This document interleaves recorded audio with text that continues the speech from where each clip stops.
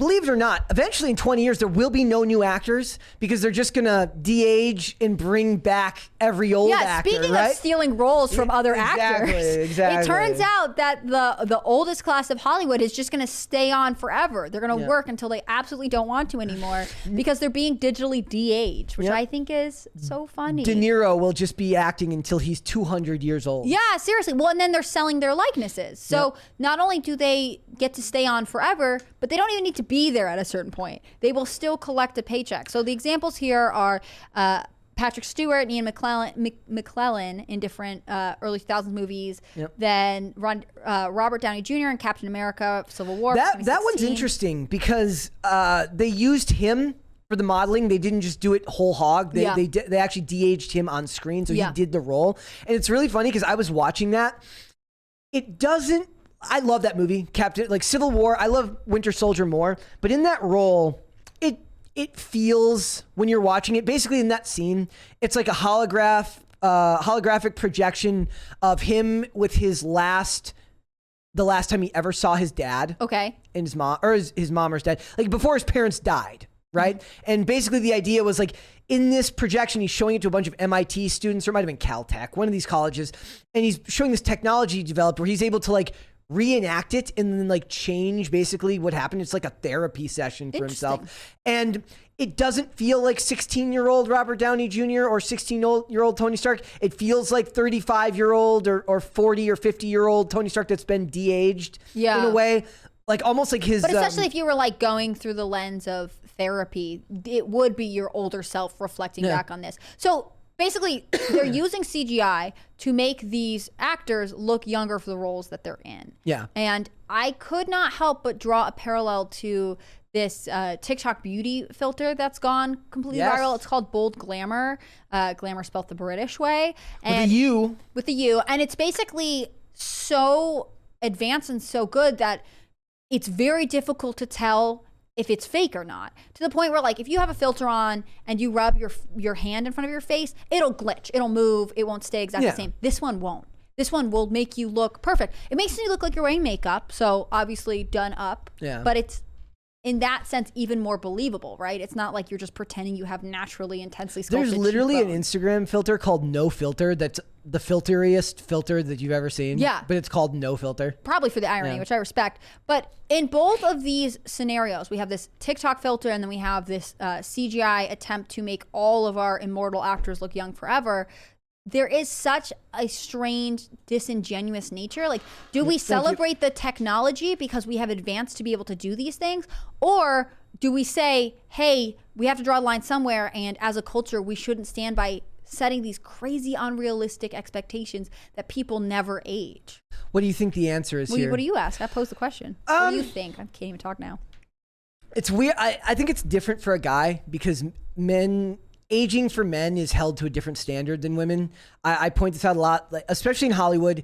Men grow into their faces, women grow out of them, meaning that you look at Tom Cruise or any other, I mean, a good is Mark, I don't even know how to pronounce his last name. The guy who plays Quinn in Into the Badlands, it's like Mark Kasakis or something like that.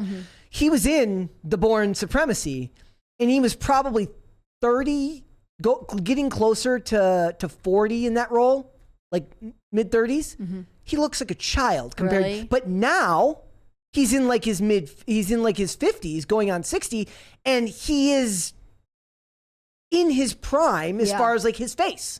Like part of it has to do with like, I guess, like, do you have facial hair and stuff like that? But for men, you tend to grow into your best look, and women, that peaks when they're younger. So this type of filter is more attractive for women than it is for men.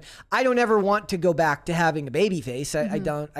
Like I'm fine with my face now. There are Hollywood actors who like finally get cast in their big thing when they are old enough to look like a middle-aged dad. Yeah. Like when they are auditioning, when they're 21 and fresh of face, they don't look the part. They don't look right. Exactly. They have to age into the roles that they are ultimately going to be successful whatever they make movies about men have to age into. Yeah. Women are beautiful, and they tell stories about young, beautiful women. I mean, in some ways, this technology is interesting because you're right. Like, if we have a flashback scene and we have that actor on hand, rather than trying to cast someone to look vaguely close enough to what we think they would look like, maybe it would be better to just have, especially this high dollar famous actor, play the part. On the other hand, that is technically taking away a role from a younger actor who could really use the credit of saying, I was in this movie, right? Like, the idea that teenage Robert Downey Jr. is there is, I guess, good, especially since it's about technology. On the other hand, his potential lookalike, who could really use this as a jumping off point for his career, doesn't get that role. Like, if we keep these same people there but aging backwards forever, there's no reason to try and expand the cast pool. But maybe that's good. I honestly don't know how I feel about it. The argument would be that, look, if more actors had bigger names, they wouldn't need to keep doing this. They could just hire actors with bigger profiles. This happens in skating all the time. Like, really? there are like they digitally de-age skaters. Not for that, but like, look, the best have been the best for a long time because they reached peaks, that levels that other people just weren't able to meet. And for a lot of years, those same people were at the top of the chart. We're still the ones getting pro skates. We're still the ones with all the sponsorships because there weren't people that were developing bigger names in the industry.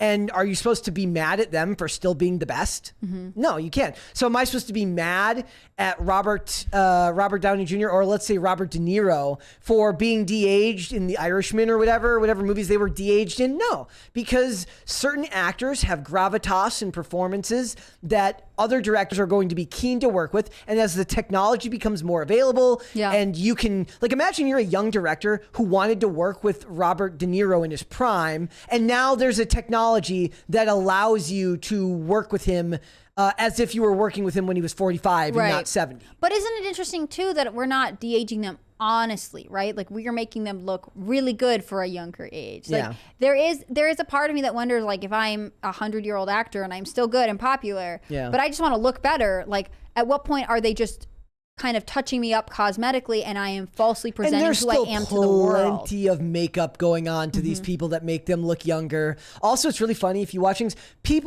characters and actors that don't smile a lot look younger too because they're not wrinkling their face as much. Like, literally, like, not that I mean, I smile a lot on the show, but like, it's a happy guy. but in general, a plain face looks younger. Because you're fighting against wrinkles. Yes, exactly. Well, so that's good of you. I refuse to smile from now on for the sake of looking young forever. It's an investment in your future. Exactly. I get you. I mean, I just think this is an interesting crux of ethical behavior and technology, right? Like, is it fair to have these ways of altering your face, whether it's TikTok beauty filters or de-aging in Hollywood, that present you in a light where you look better, even though it's maybe not realistic? I mean, but they always look better. They always look better. Sure. But, like, at what point do we accept that, like, we are built on a foundation of lies? Like, you talk about, like, men will talk about they'll be on dating apps, they'll meet a girl, she'll look beautiful to meet her in person. She doesn't really look like that. And it's because she's got the angle of her phone, shaking her picture, and she's wearing a lot of makeup. Men just got to learn. Men have to learn the catfish camera angles and learn what to look for. Up and to the right, gentlemen. No go. Brett's got advice for you. New podcast. Brett gives advice on how to make Tinder work for you.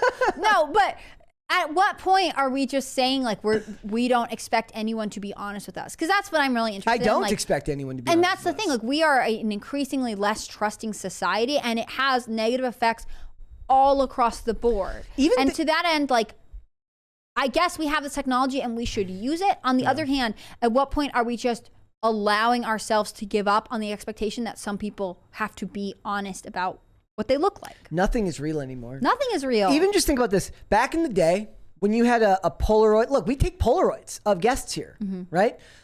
Back in the day, you didn't take a look at your photo and then take another one. You took that photo. Like, we used to take photos of us doing dangerous skating tricks and just hope it hide them from your mom. But on film cameras, hope it came out. No clue if it did until you went and got the film developed. You didn't have the opportunity to take that photo in. I would argue that every single person who has a phone that takes a picture of themselves, how many times does a person take a picture of themselves on their phone and use the first one they took a photo of without taking another one? I don't know. Someone who's really self-confident, right? And Like, and has very steady hands. But I'm saying, first of all, we're inherently lying because we're looking for the best version of ourselves to take that photo. But also, you lose a lot of the joy that comes from what photography and videography is supposed to be. So it's like when you took pictures with Polaroids, the joy was that you caught something in the moment, and when you look back at it, you didn't have retakes. So your memories of it are more pure. Now you're like, well, that's just a curated version of what I think is the best of the photos we took. And then you start second guessing yourself. Was it as good as I remember? Or did I just get the best photo that I could possibly take? Back in the day, you just had whatever photo you took. And if your memories are inherently positive, then you have positive thoughts connected to it. Yeah. And that's connected not to taking 1,000 retries of the photo. It's of the moment, not the picture. Right. The moment was what mattered, not the picture. With acting, it's a little different. Look, aesthetic matters. If aesthetics didn't matter, anyone could get hired just by talent alone. There's plenty of amazing actors that are unfortunate to look at. Yeah. And that's like they have roles too. There's a reason they're there. And they have roles too. Look, I used to make the joke. I was like, look, this podcast, I certainly have a face for radio. You're so funny. The point is that it's an aesthetic industry. Yeah. I think part of it is with the advent of plastic surgery, which has been around for a long time, it's just more ubiquitously used by young celebrities, both of the Instagram and variety earlier. and of, acting or sort of a traditional medium. People look more homogeneously than they ever did. So when you watch older movies, especially black and white, like there are some really gorgeous people. There are some people that you're like, you actually look kind of average, but you're a really good actor. Like there's more variety there for me. Now all of the beautiful people look the same. And I think that has a lot to do with, surgical intervention. Yeah. And that is what sort of starts about me. Kanye West's new wife looks just like Kim. All of them. They all look the same because they all go to the same doctors, or at least doctors who are very similar, and ask for the same kinds of procedures. Yep. And into that, it's a shame. Right. And to that end, like we are saying we want all kinds of diversity in people or in how they identify or whatever, but then we want them to sort of take on homogenous looks in terms of physical appearance, both in the face and in the body, right? Like it just bothers me. There's nothing anyone can do about it. I just don't like it. Yeah. And to that end, like when you're de-aging people, you're probably de-aging them all in the same way. These beauty filters are trying to give you the same, there's lots of critiques of Western beauty standards, right? Like it's unfair to have European beauty standards that if you're not of European descent, you can't measure up to, which is that makes logical sense to me. But here in the West, we in a lot of ways fetishize exoticism. So like when you're, the joke is like a $20 bill in your wallet is just a $20 bill. Mm-hmm. A $20 bill on the ground is a mythical thing that you don't see very often. I've only seen it once. Exactly. I had a time once where I found 5 separate $5 bills in like less someone than a carrying week. one of those like money sack bags with a dollar bill has like a rip in it and they're running down the street. It's got like the fishing. You're the like, fishing what's line. happening? But here in America, like somebody, an Israeli actress or an actress from South America, or Salma Hayek is a unique beauty. Therefore, they stand out here. So they kind of get judged on a different standard, but they have an advantage in a lot of ways because they will get sought out and casted for roles where they're looking for exotic imagery.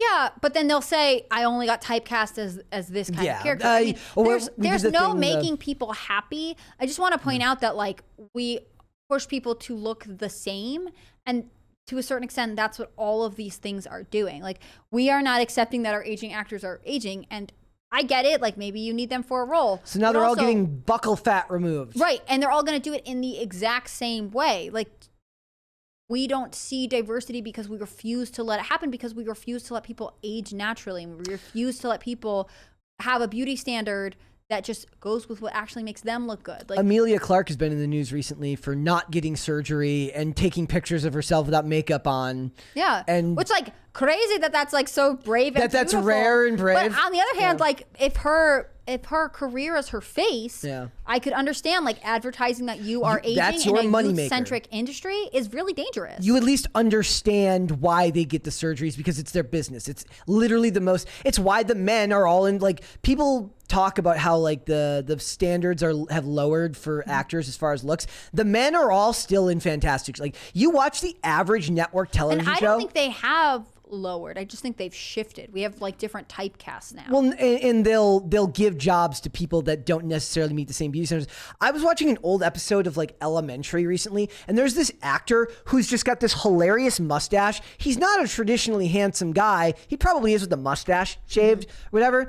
But then like the scenes of him without a shirt on, he's like ripped beyond belief. But you never see, like, that just happens to be one role. It's not like he's typecast as like a buff dude, but he's in really good shape. But he doesn't have the buff dude face. And No, so therefore, well, actually, he kind of does. Oh, he does. But he looks very Russian, so he probably just gets cast as Russians all the time. But for a lot of this stuff, it's like Dina Meyer. Dina Meyer is she's an older actress now. She was in Starship Troopers as well. We talked about Starship Troopers on Friday.